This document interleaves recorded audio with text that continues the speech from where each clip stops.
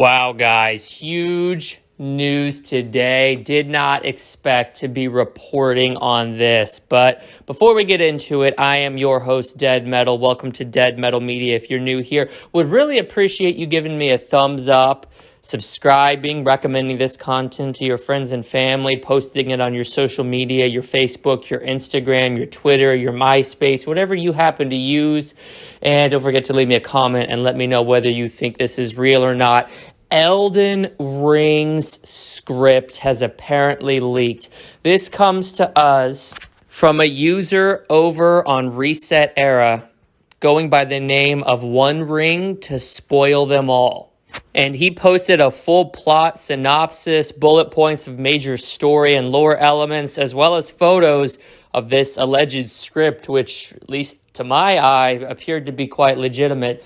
Now, of course, the post was not up long. It was taken down roughly 2 hours after it was put up, but it was up long enough for folks to spread it over to NeoGAF, to Reddit, to GameFAQs, all of these places. So I'm gonna be absolutely shocked if the big YouTubers aren't covering it here over the course of the next few hours. But I wanted to get a video up to give my take on it. As you guys know, I love going over the plot details, seeing how realistic and truthful they really have the potential of being. So I'm going to go over these bullet points and the entire plot. I have to give this massive disclosure because I know that the Souls franchise is essentially built on its lore. Major, gargantuan, mountainous spoilers ahead, guys. Do not proceed unless you are okay having the entirety of the plot and lore to Elden Ring spoiled for you. If you do not want that, please click off the video, come back after you've beaten the game. All right, now, with that warning out of the way, let's get into it here, guys. Full Elden Ring spoilers brought to us by the user One Ring to Spoil Them All earlier today, February 3rd. Let me know. Write me a comment below and let me know if you think this is true or not. I'm always more interested in your guys' takes than my own, but let's go ahead and get into it. Okay, so the game is set in the lands between, and your playable character is setting out on this journey to restore the fragments of the titular Elden Ring to ultimately defeat and vanquish the foes taking over the land and become the Elden Lord. Now, the game, much like its Souls brothers, does not, there's really no cutscenes. The story is told predominantly through lore, whether that's text or the occasional voice line. You have to read into it, right? You're going to get out of it what you put into it. And One Ring to Spoil Them All confirms that this is also the case with Elden Ring. So there's really no surprise there. As you defeat certain bosses and you gain these fragments of the Elden Ring, the lore begins to peel back and tell you what really happened. What the ring is, for instance, is the biggest reveal, and that actually only happens about a third of the way through the game after you've gone through 3 major bosses.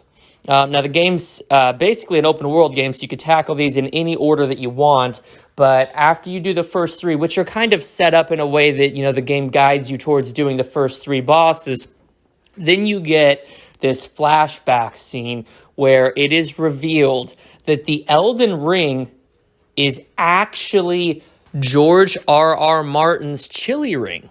That's right, they're actual fragments of his asshole that have been pieced out and scattered throughout the land. And by uniting them all together, by bringing them all back, you can reform the asshole of George R.R. Martin so that he may continue producing liquid golden shit into the world of the lands between. That's right, in a shocking twist, we all knew that George R.R. Martin was authoring and penning the script and had a lot of input into the lore and the story. Little did we know he wrote himself into it, with his asshole being the titular Elden Ring, the chili ring. Massive twists in the games. And honestly, the first time I read this through, I thought there was no way. But honestly, the more and more I look back, the signs are there. The signs are there in the gameplay reveal and the trailer, so I'm fully buying into this. But let's continue. Now, of course, many Souls fans always look forward to the unique enemy design with, between the visual aesthetic, of course, but the attack patterns as well. Let's talk about one of the end game bosses, the penultimate boss in Elden Ring, which One Ring to spoil them all actually reveals as being called the Karen.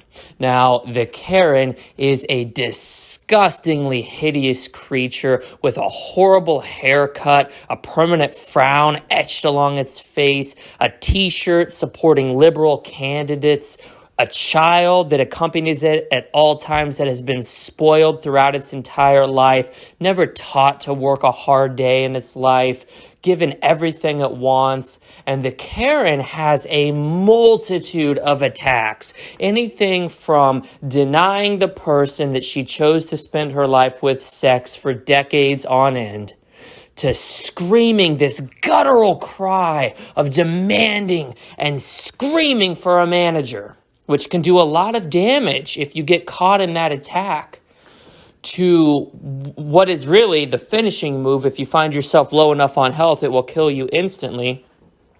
The social media brigade.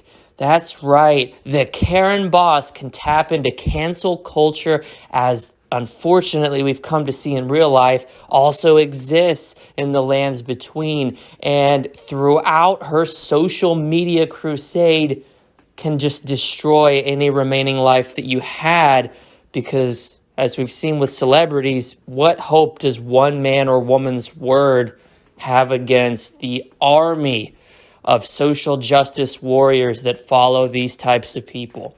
But if you manage to defeat the Karen, if you can best her in one-to-one combat, she vanquishes, and then it is just you and the end boss. And oh, let me tell you, thank God One Ring to spoil them all went into massive detail, spared no expense in telling us exactly what the final boss of Elden Ring is and what they represent for the greater world of Souls.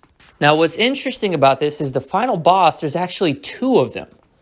The first one is this massive 12-foot walking, slightly slanted, black steeled phallus. That's right, the final boss of Elden Ring is in fact a gigantic hairy cock.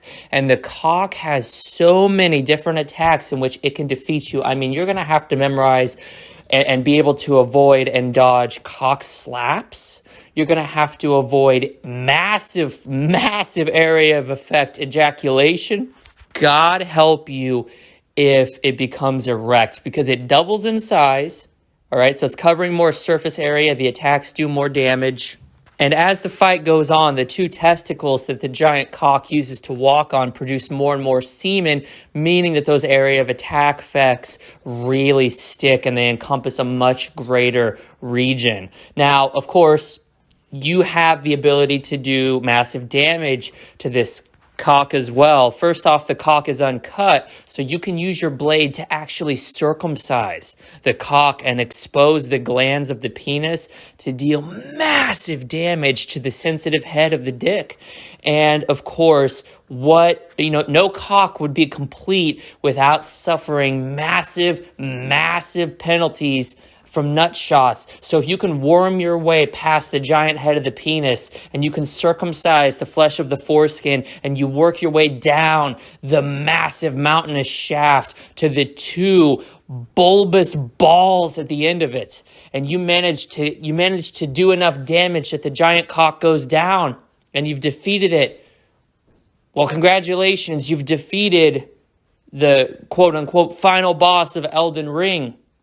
But the thing is, there's this other boss, and this is where the true appeal, at least for me, of Elden Ring is the game is much deeper and more symbolic than any of the previous Souls games, and that includes Bloodborne and anything Souls-like, including Neo, The Surge, Lords of the Fallen, even stuff like God of War and Jedi Fallen Order never went this deep, I don't think. What the final boss truly is the game uses a mirror image of the player character, right? So you're basically fighting yourself, and every time you strike yourself, money instead of blood emits from the flesh wounds. And until the very end, you're having to dodge your own attack patterns and whatnot. And when you cut the head off of the enemy that looks just like yourself, unwritten checks, credit card numbers, cash money flows from the neck of this decapitated copy of yourself.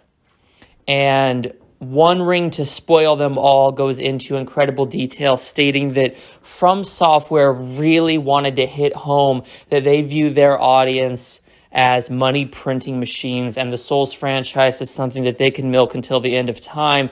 But they're confident enough in this decision and their audience's impressively low IQ that is not only lower than room temperature, but lower than the number of fingers that a man who is missing digits has on a single hand, that this will be viewed just as simply another boss fight without any artistic integrity, let alone an insult to the player itself. And in fact, they expect many players to return to this boss fight over and over and over again, oblivious to the fact that they are, in actuality, acting out the exact process that they have been playing since 2009 with the original Demon Souls, which is the sad, hard truth that each of these games are simply reskins of one another. That is what, again, One Ring to Spoil Them All has chosen to share with us about the end content of Elden Ring.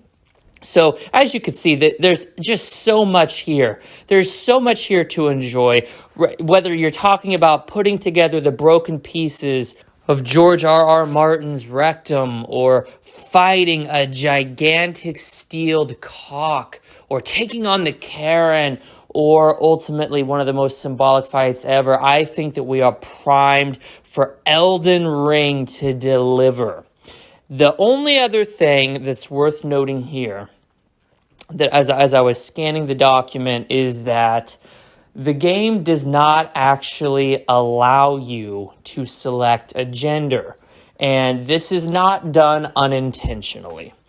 The game itself will always refer to the player character as they, them, using they, them pronouns, because From Software realized during development that the core audience they have are very left-leaning, very offended by everything, much like in anybody else who plays these types of games, and they couldn't possibly risk losing the gravy train that is the Souls genre itself and what it has become by forcing people to pick between what are two scientifically backed genders that we've all known and used for pretty much the last 2,000 years, and only recently a very small group, a minority that's very loud, have chosen to echo the fact that apparently there are thousands of genders.